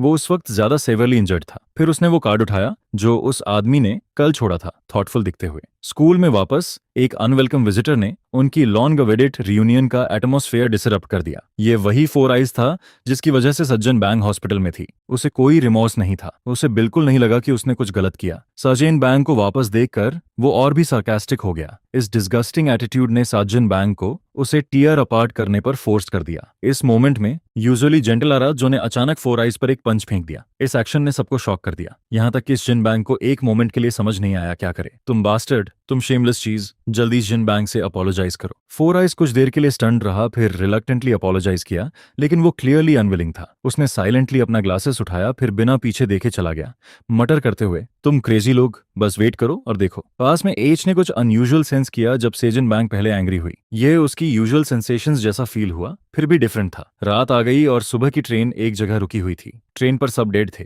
बस एक जाइंट वर्म वहां राइड कर रहा था। इस मोमेंट में एक इंसान स्लोली कार में चलकर आया। उसके कपड़ों पर रीपर डिपार्टमेंट का सिंबल था। उस कार्नेज को देखते हुए उसके चेहरे पर कोई इमोशन नहीं था। फिर एक और इंसान एंटर हुआ। ये चीज क्या है? एक लार्वा। उन्होंने जाइंट वर्म को आगे और पीछे से सराउंड कर लिया। फिर उन्होंने कैजुअली वर्म की ओरिजिन्स एनालाइज की। क्लियरली उसे सीरियसली नहीं ले रहे थे। इसे बाद में हेडक्वार्टर्स भेज देंगे और डॉक्टर को स्टडी करने देंगे। जायंट वर्म ने इंसल्टेड फील किया और ग्रीन हेयर्ड आदमी की तरफ अपना मैसिव मुंह खोला, लेकिन ब्राउन हेयर्ड आदमी ने अपने वेपन से उसकी गर्दन में स्टैब किया, फिर बैरेज ऑफ गनफायर अनलीश किया। ग्रीन हेयर्ड आदमी उसे रिमाइंड करना चाहता था कि जायंट वर्म को बहुत ज्यादा डैमेज न करे, लेकिन एक टेल स्ट्राइक से स्वीप अवे हो गया उसका फेट अननोन। ब्राउन हेयर्ड आदमी यह देखकर एंग्शियस हो गया, लेकिन वो भी वर्म की टेल से मजबूती से पिन डाउन हो गया। ब्राउन हेयर्ड आदमी काम रहा, इतनी थोड़ी सी स्ट्रेंथ काफी नहीं है। उसने पूरे जायंट वर्म को हवा में हर्ल कर दिया। ग्रीन हेयर्ड आदमी ने तुरंत जायंट वर्म को 2 हिस्सों में स्लाइस कर दिया। ब्राउन हेयर्ड आदमी ब्लड से स्प्लैटर्ड हो गया, डिस्गस्टेड दिखते हुए। नॉनसेंस बंद करो, चलो जल्दी पैक करके चलते हैं। अचानक ग्रीन हेयर्ड आदमी ने नोटिस किया कि जायंट वर्म की बॉडी से एक छोटा गोल्डन वर्म बाहर क्रॉल कर रहा है। छोटे वर्म ने भी जैसे कुछ सेंस किया, वो अचानक ग्रीन हेयर्ड आदमी के फोरहेड की तरफ शूट हो गया। ब्राउन हेयर्ड आदमी ने देखा कि ग्रीन हेयर्ड आदमी अचानक ट्रेम्बल करने लगा और पूछा कि क्या हुआ, लेकिन ग्रीन हेयर्ड आदमी ने एक्ट किया जैसे कुछ हुआ ही नहीं। स्कूल में वापस क्लासेस के बाद आराजो ने सजन बैंग को स्पाइसी हॉटपॉट खाने का इनवाइट किया। सजन बैंग को उम्मीद नहीं थी कि ए के भी साथ आएगा। उसे तो सस्पेक्ट होने लगा कि दोनों ने उसकी पीठ पीछे सीक्रेटली डेटिंग शुरू कर दी है। एटमॉस्फेयर थोड़ा ऑकवर्ड हो गया, लेकिन आराजो की एफर्ट से आखिरकार ईज हो गया। डिनर के बाद सब स्ट्रीट्स पर घूमने लगे। सिगन बैंग और आराजो बातें करते हंसते जा रहे थे। फिर सिगन बैंग के फोन पर एक टेक्स्ट मैसेज आया। मैसेज पढ़ते ही सिगन बैंग की आंखें अचानक शार्प हो गईं। उसने आराजो को बताया कि उसे ट्यूटरिंग जाना है और वो और हैंग आउट नहीं कर सकती। ई पास में सीरियसली अपनी मिल्क टी पी रहा था, लेकिन जब शिनबैंग गई तो उसने थॉटफुली उसकी जाती हुई फिगर देखी। घर जाते वक्त आराजो ने एके को बताया कि साजन बैंग को रिकवर होते देखकर वो कितनी हैप्पी थी, लेकिन अचानक याद आया कि साजन बैंग का कल का होमवर्क उसके बैकपैक में है। उसने आई को गुड बाय कहा और साजन बैंग को डिलीवर करने वाली थी, लेकिन एके ने उसका आर्म पकड़ लिया। आराजो को समझ नहीं आया क्यों, फिर थोड़ी सी ब्लश हो गई। ए ने कहा कि टीचर समझेगा और उसे बस घर जाने को कहा। इस बीच एक व्हाइट कार में किसी ने जॉन बैंग को ग्रीट किया। सज्जन बैंग ने अपनी टंग चाटी, फिर बिना हेसिटेशन कार में बैठ गई। यह सीन फोर आइज और उसके क्लासमेट ने दूर से देखा। उसके क्लासमेट ने सोचा कि यह बस सज्जन बैंग का बाप है जिसके पास नाइस कार है, लेकिन फोर आइज क्लासिक्स जानता था कि वो आदमी उसका बाप नहीं था और उसके चेहरे पर एक प्लेफुल स्माइल आ गई। दूसरी तरफ ब्राउन हेयर्ड आदमी और ग्रीन हेयर्ड आदमी आखिरकार हेडक्वार्टर्स वापस पहुंचे। उनकी मुलाकात टे और सैम से हो गई। ब्राउन हेयर्ड आदमी और टे तुरंत बिकरिंग शुरू कर दिए, लेकिन टे, जिसने पहले जायंट वर्म को एलिमिनेट किया था, अपर हैंड में था। अनएक्सपेक्टेडली ग्रीन हेयर्ड आदमी ने उसे इग्नोर किया और उसका शोल्डर ब्रश करते हुए पास से चला गया। टे ने ब्राउन हेयर्ड आदमी से पूछा कि क्या हो रहा है, लेकिन ब्राउन हेयर्ड आदमी भी पजल्ड था क्योंकि ग्रीन हेयर्ड आदमी ने पूरे रास्ते उससे एक भी बात नहीं की थी। इस वक्त रिसर्च लैब में जायंट वर्म को पहले ही डिसेक्ट किया जा चुका था। डॉक्टर ने जायंट वर्म के अंदर से एक छोटा गोल्डन वर्म निकाला, फिर उसे ग्रीन लिक्विड से भरी ग्लास बॉटल में रख दिया। उस रात योजन ली अकेले नियॉन लिट नाइट मार्केट में चल रही थी। उसका कूल आउटफिट पासर्स बाय की क्यूरियस नजरें खींच रहा था। वो एक क्लब के सामने रुकी। उसके सामने लंबी क्यू देखते हुए उसे थोड़ा हेल्पलेस फील हुआ। उसने एज को कांटेक्ट किया कि जल्दी आए, लेकिन एज का आने का कोई इंटेंशन नहीं था। जैसे ही वो एंग्शियस होने लगी, कोई पीछे से आया। ब्यूटीफुल लेडी, क्या ये तुम्हारा पहली बार यहाँ आना है? तुम्हारी आवाज मुझे फेमिलियर लगती है। योजन ली मुड़ी देखने के लिए कि कौन है और शॉक हो गई। यह जिग्ना था, एपेक्स इंसेक्ट्स का वही मेंबर जिसे उसने और एच ने उस दिन लगभग एलिमिनेट कर दिया था, लेकिन लगा उसने उसे उस रात की वर्म वुमन के रूप में रिकॉग्नाइज नहीं किया। योजन ली का प्रिटी फेस देखकर जिग्ना ने बिना हेजिटेशन उसे क्लब में इनवाइट किया। अंदर एंटर करने पर वो लाइट से मोमेंटरीली ब्लाइंडेड हो गई। जब उसने आंखें खोली तो उसने अंदर लोगों का एक सी देखा। सब वाइल्ड टाइम एंजॉय कर रहे थे। योजन ली भी इस तरह की जगह पर पहली बार थी, तो वो नेचुरली थोड़ी शॉक्ड थी। उसके सामने का लाइट ऑर्ब उसे डीपली अट्रैक्ट कर रहा था। जिग्ना उससे बात करने वाला था। जब उसने उसे लाइट ऑर्ब की तरफ हाथ बढ़ाते देखा तो जिग्ना ने पूछा कि योजन ली क्या कर रही है। यह सुनकर योजन ली ने अपनी इनर एक्साइटमेंट सप्रेस की। वो जिग्ना की तरफ मुड़ी और बोली कि यहाँ का एटमॉस्फेयर नाइस है, हॉटेज है, लेकिन वो ये भी जानती है कि ये जगह डेफिनेटली उतनी सिंपल नहीं जितनी सरफेस पर दिखती है। उसने पॉकेट से वो कार्ड निकाला जो पहले किसी और एपेक्स इंसेक्ट्स मेंबर ने छोड़ा था। एक्चुअली मुझे यहाँ इनवाइट किया गया था। जिग्ना ने कार्ड देखकर कोई सरप्राइज नहीं दिखाया। उसने बस कहा कि योजन ली दूसरी साइड से गेस्ट है, फिर उसे एक बड़े एलिवेटर डोर की तरफ ले गया। कार्ड इस एलिवेटर को एक्टिवेट करने के लिए यूज हुआ, लेकिन जिग्ना ने अचानक योजन ली से पूछा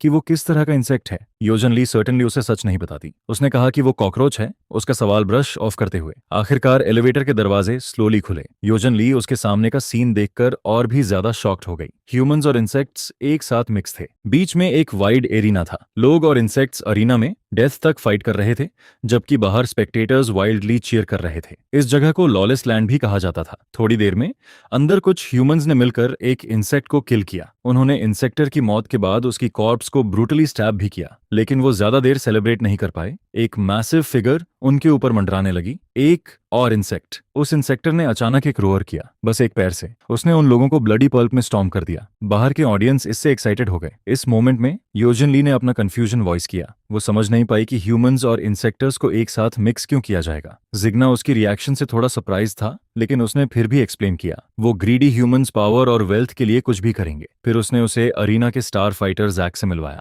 हालांकि वो लार्ज और पावरफुल था, उसके भी ओपोनेंट्स थे जो उसे रिस्ट्रेन कर सकते थे। जैसे ही जिग्ना बात खत्म करने वाला था, जैक का पेट टीयर ओपन हो गया। एक रेड फिगर उसकी पीठ से बस्ट हुई, फिर अपराइट खड़े होते हुए एक रेड इंसेक्ट में ट्रांसफॉर्म हो गई, जबकि जैक घुटनों पर मोशनलेस बैठ गया। जिग्ना ने उस रेड इंसेक्टर के बारे में कंप्लेन किया। यह देखकर लगा कि रेड इंसेक्टर यह अक्सर करता था। योजन ली ने कहा कि उसे इस सब का कोई पॉइंट नहीं दिखता। जिग्ना ने कहा कि यह लोगों को एक्साइटमेंट और थ्रिल्स दे सकता है। इससे इंसेक्ट्स को एपेक्स इंसेक्ट्स मेंबर्स बनने का चांस भी मिलता है। बेशक एपेक्स इंसेक्ट्स ज्वाइन करने के लिए बस स्ट्रेंथ काफी नहीं थी, ज्यादा जरूरी था एपेक्स इंसेक्ट्स के आइडियल्स के साथ फिट होना। अपीयरेंस भी एपेक्स इंसेक्ट्स के सिलेक्शन क्राइटेरिया में से एक था, लेकिन एपेक्स इंसेक्ट मेंबर बनने का एक तेज तरीका भी था। जैसे ही जायगिन बोल रहा था, उसने एक गोल्डन वर्म एग निकाला और योजन ली से पूछा कि क्या वो इंटरेस्टेड है। योजन ली ने बिना हेजिटेशन एक्सेप्ट कर लिया। जैसे ही वो पूछ रही थी कि इसे यूज कैसे करें, कोई उन्हें ढूंढने आया। बॉस, वहां कोई आपको ढूंढ रहा है। वो न्यूकमर सर्वर की तरह ड्रेस किया हुआ एक इंसेक्ट था, जिग्मा से रिस्पेक्टफुली बात करते हुए।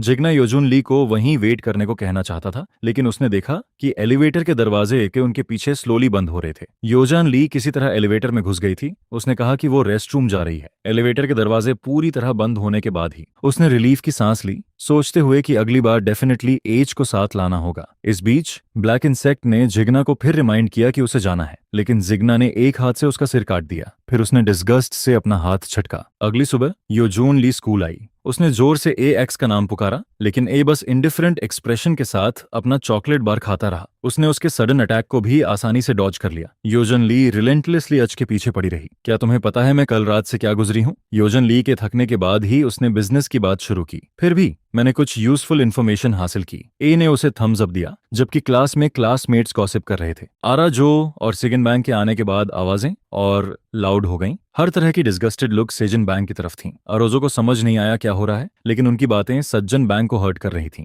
अरोजो तुरंत सज्जन बैंक का डिफेंड करने के लिए खड़ी हो गई। इस मोमेंट में एक और बाकी लोगों ने भी सिचुएशन नोटिस की। योजन ली, जिसने सज्जन बैंक को पहले कभी नहीं देखा था, ए से पूछा, डोर पर वो क्यूट लड़का कौन है? ए ने कहा, वो अराजो की बेस्ट फ्रेंड है सज्जन बैंक। फिर उसने अपने मुंह में चॉकलेट बार काट लिया, क्योंकि वो सर्टन था कि सज्जन बैंक अब नॉर्मल ह्यूमन नहीं रही। इस मोमेंट में फोर आइज बाहर कूद आया, क्लेम करते हुए कि उसे पहले से सज्जन बैंक के अफेयर्स के बारे में पता था। फिर उसने और उसके क्लासमेट ने मिलकर वो बताया जो कल हुआ, जब सज्जन बैंक एक रिच आदमी की लग्जरी कार में बैठी थी। बाद में उन्होंने उनका टैक्सी लेकर पीछा भी किया। फोर आइज ने फिर अपना फोन आरा जो और सून बैंक को दिखाया। उसमें क्लियरली सेजन बैंक की फोटोज थीं, जो एक बूढ़े आदमी के साथ होटल में एंटर कर रही थी। इस मोमेंट में फोर आइज का चेहरा बिल्कुल पंचेबल था। उसने कहा कि सेजन बैंक ने आइडल ट्रेनी बनने में फेल होने के बाद खुद को डिग्रेड करना चूज किया। उसकी बातें मौकरी से भरी थीं। पूरी तरह भूल गया कि सिगन बैंक पहले डेब्यू क्यों नहीं कर पाई। योजिन ली उसे फिर से लेसन सिखाने जाना चाहती थी। अकी ने सेंस किया कि सजन बैंक की इमोशंस इंक्रीजिंगली अनस्टेबल हो रही हैं। इस मोमेंट में अराजो खुद को और नहीं रोक पाई। हे तुम बास्टर्ड! अराजो ने एंग्रीली अपनी फिस्ट उठाई और फोर आइज पर स्विंग किया, लेकिन सज्जन बैंक ने रोक दिया। सज्जन बैंक ने अराजो को डोर की तरफ पुश किया, उसे वरी न करने को कहते हुए कि उसके पास इसे हैंडल करने का तरीका है। फिर उसने दरवाजा बरबिया बंद कर दिया। फोर आइज अभी भी कंप्लेन कर रहा था, कह रहा था कि अगर सज्जन बैंक ने उसे मारा तो वो टीचर को रिपोर्ट करेगा। लेकिन सज्जन बैंक अचानक मैनिकल लाफ्टर में बर्स्ट हो गई। मैं थोड़ी देर और छुपाने का प्लान कर रही थी। इससे फोर आइज कंफ्यूज्ड हो गया, जो सोच रहा था कि सिगजन बैंक बस एम्बैरेस्ड और एंग्री है। बचकट लड़का तो पास आकर सज्जन बैंक से पूछने लगा, तुम कितना चार्ज करती हो? मैंने हाल ही में कुछ पैसे कमाए हैं और थोड़े स्पेयर कैश हैं। लेकिन सज्जन बैंक उसकी तरफ पीठ किए रही और उसकी गर्दन पर थिक वेन्स दिखने लगी। बजकट लड़के ने उसका चेहरा देखा तो उसकी आवाज अचानक बंद हो गई। शिन बैंक की अब 5 आंखें थीं जो उसे स्टेयर कर रही थीं। इस मोमेंट में योजन ली को आखिरकार एहसास हुआ कि सून बैंक भी एक इंसेक्टर है। बजकट लड़का पहले से बोलने में बहुत फ्राइटेंड था। फिर सज्जन बैंक ने कैजुअली हाथ हिलाया और उसे उड़ा दिया। उसके बाद वो अनकॉन्शियस हो गया। यह देखकर बाकी लोग पैनिक होकर दरवाजे की तरफ भागे। शिन बैंक अनहरिडली अपना हाथ उठाया, फिर उसका आर्म अचानक उनकी तरफ एक्सटेंड हो गया। 2 चेयर लेग्स बाहर डोर के बाहर निकले। जिससे बाहर आराजो पजल्ड हो गई। इस मोमेंट में रूम का इंटीरियर पूरी तरह डेस्क्स और चेयर से ब्लॉक हो गया। योजन ली आज को क्वाइटली स्लिप अवे करवाना चाहती थी क्योंकि यहाँ ट्रांसफॉर्म करना बहुत ऑब्वियस होगा। इस मोमेंट में सज्जन बैंग ने फोर आइज को कॉल आउट किया जो अपना फोन पकड़े था। वो हिलने की हिम्मत नहीं कर पाया। उसके आसपास बाकी लोग वाइजली पीछे हट गए। रिएक्ट करने से पहले सज्जन बैंग के लॉन्ग हैंड ने उसे गर्दन से पकड़कर ऊपर उठा दिया। आज यह सब इसी की वजह से हुआ। सेकंड बैंग ने रोअर किया और अपना मैसिव मुंह खोला, अंदर एक फेंक टेंटल रिवील करते हुए। अगले ही इंस्टेंट में यह पहले से फोर आइज के सामने था, उसे बाइट करने वाला था। रुको, एक ने जोर से चिल्लाया। अटैक बंद करो, एक भीड़ से बाहर निकला, सजन बैंक को रुकने की अर्ज करते हुए। अगर तुमने ये किया तो अराजो इसे देखकर क्या सोचेगी। दरवाजे से लगातार नॉकिंग की आवाजें आ रही थीं। सुजिन, क्या तुम ठीक हो? क्या हुआ? जल्दी दरवाजा खोलो। फोर आइजर्स ने अपॉर्चुनिटी लेते हुए दूसरों को रीपर डिपार्टमेंट को रिपोर्ट करने को कहा, लेकिन कोई भी अपनी गर्दन फंसाने को तैयार नहीं था। इससे फोर आइज एंग्री हो गया और दूसरों को कर्स करने लगा। पास खड़ा एके भी नहीं बचा, लेकिन एके बस कोल्डली देखता रहा। एक्शन लेने का कोई इंटेंशन नहीं था। इस मोमेंट में सजन बोंग ने भी एके को कॉल आउट किया। उसने एज से बेग किया कि अभी उसे रिपोर्ट न करे। फिर उसने फोर आइज को जोर से दीवार में स्लैम किया। सुनो तुम बास्टर्ड, तुमने ये खुद अपने ऊपर लाया तो मुझे तुम्हें किल करने के लिए बहुत बुरा नहीं फील करना होगा, है ना? फोर आइज लगातार सज्जन बैंक से उसे स्पेयर करने की बेग करता रहा और सरप्राइजिंगली साजन बैंक एक्चुअली अग्री हो गई। लेकिन अगले ही मोमेंट में उसने अपने बैग में हाथ डाला। तुम्हें भी वो दर्द एक्सपीरियंस करना चाहिए जो मैंने झेला। उसने अपने बैग से एक मुट्ठी गोल्डन वर्म एग्स निकाले, फिर जबरदस्ती उसका मुंह खोल दिया। जब तुम सबसे पेनफुल मोमेंट से गुजर जाओ तब मैं तुम्हें किल करूंगी। फिर फोर आइज को नहीं पता था कि सजन बैंक क्या पकड़े हैं, लेकिन वो जानता था कि यह उसके लिए अच्छा नहीं हो सकता। चाहे वो जितना स्ट्रगल करता और लात मारता, वो अपना मुंह बंद नहीं कर पाया। आखिरकार वो बस हेल्पलेसली देख सकता था जैसे वो वर्म एग्स उसके मुंह में गिरे और वो उन्हें स्वॉलो कर गया। अगले ही मोमेंट में फोर आइज को तुरंत एक रिएक्शन आई। उसके लिम्स स्ट्रेंज एंगल्स पर ट्विस्ट होने लगे, उसके कपड़े ग्रेजुअली बर्स्ट ओपन हो गए और उसकी स्किन गोल्डन येलो हो गई। फिर वो एक अगली ग्रोटेस्क इंसेक्ट में ट्रांसफॉर्म हो गया। वो डेस्परेटली चिल्लाया लेकिन बस स्ट्रेंज साउंड्स निकाल सका। इसके विपरीत सजन बैंग ह्यूमन फॉर्म में वापस आ चुकी थी, विंडो सिल पर कैजुअली बैठी हुई। इतना अगली बनना तुम्हारे पंचेबल फेस पर बिल्कुल सूट करता है। इस मोमेंट में बाहर से टीचर की आवाज आई। उसने जोर से पूछा कि अंदर क्या हो रहा है, और आराजो की आवाज एंजाइटी से भरी थी। फिर साजिन बैंग ने एके से बात की, आराजो को मेरा रिगार्ड्स देना। एक्चुअली रहने दो, बेहतर है हम आगे फिर न मिले। यह कहकर वो पीछे की तरफ गिरी और सीन से एस्केप हो गई। ओ को ऑब्वियसली इसकी भी उम्मीद नहीं थी। इस मोमेंट में दरवाजा ब्लॉक करने वाली चेयर्स गिर गईं। चेयर कोइंसिडेंटली उस बज़कट लड़के के बगल में गिरी जो आखिरकार होश में आया था। और तभी टीचर कर्सिंग करते हुए अंदर आया, लेकिन उसके सामने का सीन देखकर वो एक भी बात नहीं बोल पाया और बजकट लड़के को भी याद आ गया कि क्या हुआ था। उसने तुरंत सीन बैंक का नाम चिल्लाया और जल्दी से अपना फोन निकालकर रीपर डिपार्टमेंट को कॉल करने लगा।